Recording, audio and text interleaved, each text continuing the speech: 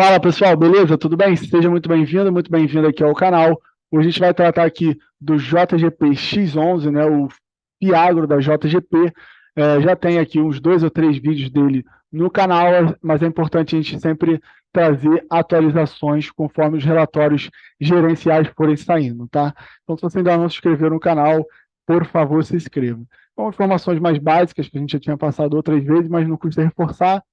Taxa de administração aqui de 0,18, taxa de gestão de 1% ao ano, então você já tem aí 1,18, né, ao ano garantido, e a taxa de performance, que pode acontecer ou não, é de 20% sobre o que exceder a CDI mais 2% ao ano. Tá? Então aqui ele traz o fechamento, né? Esse é o último relatório aqui de dezembro de 2022, né? Como fechou o ano de 2022. O fundo fechou aí com 98,2% investido, né? O que, ao contrário do censo, aí dá 1,8% de caixa. Teve 2% da carteira reciclada no mês de dezembro. Não tem exposição a ativos de risco de crédito emitido por produtor rural pessoa física. O número de cotistas vem aumentando, pouco a pouco, mas vem aumentando. Aumentou aí 0,82 na comparação mensal de novembro com dezembro. A duration é uma duration curta aí de 1,8 anos. O spread sobre o DI está DI mais 4,5%. O rendimento equivalente, né, o que seria equivalente se fosse amplamente tributado, 140% do CDI é o rendimento equivalente. Então, o fundo distribuiu esse mês R$ 1,30 por cota, o que dá um dividend yield equivalente aí de 1,34% ao mês, tá certo? Então, a gente vai ver aqui como tem acontecido, né, o histórico aqui de distribuição de rendimentos.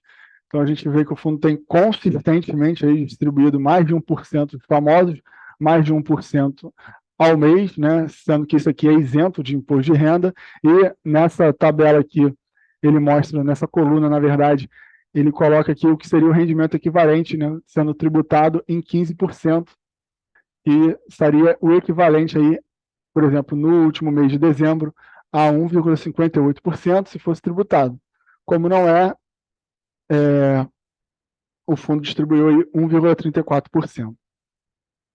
Então, a gente vê aqui a cota patrimonial e cota de mercado, que já teve negociando, né, durante o histórico aqui do fundo, com um certo prêmio em relação à cota patrimonial.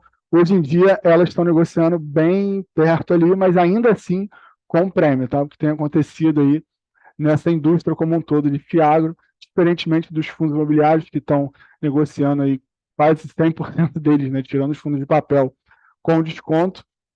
Nos Fiagros tem se mantido um certo prêmio e agora, né, um certo fechamento aí desse prêmio em relação ao valor patrimonial.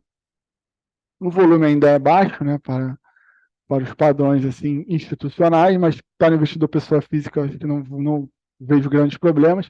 E por fim, não, mas mais importante aqui, a gente chega no comentário do gestor, né, para o mês de dezembro, né, como a gente viu lá, 98,2% alocado, e essa movimentação foi o aumento, né, que significa a compra, né, dos ativos da AgroGalaxy e Tobasa, e também a aquisição no mercado primário do CRA da Cooper Tradição, a CDI mais 3%, e com isso ele vendeu 2 ativos aqui, o CRA diária, que pagava CDI mais 1,60, e o CRA da Armac de CDI mais 1,65%, o que aumentou o spread da carteira em 10 pontos base, tá?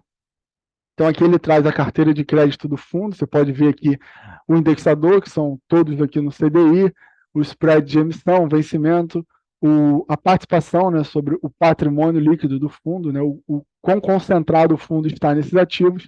Então a gente vê aqui, ó, finalizado, que teve o aumento desse mês, o AgroGalaxy, Tobasa e essa Cooper Tradição, né? Se juntar os três aqui, dá uma participação relevante.